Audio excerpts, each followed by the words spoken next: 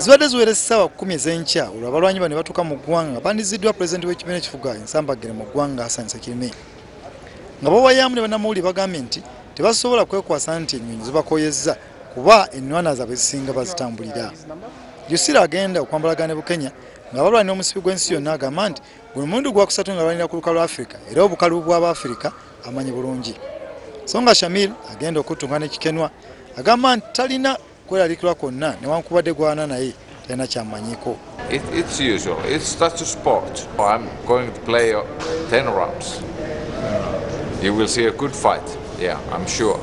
See some nice people and a good trip and hope we see very good fight in Saturday.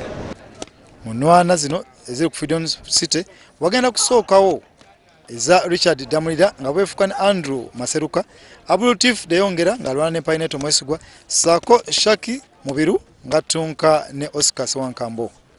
Bo bannauganda bagamba nti babadde balaba ku ntambi z'abalwanyi omuli Jussila ne Shamil nga kiwa bukakafu nti basobola okwangula ennwana zino.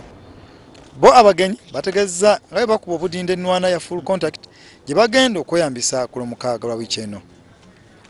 Engeri omuzannyo gw'ensambaggere genda gulinnya kati bano abazungu ba mulundi gwa kusatu nga basooka okulwanirako mu Uganda mwalimu Andreas Nagi Sako Zamboki. James Manja, Best TV, Entebbe.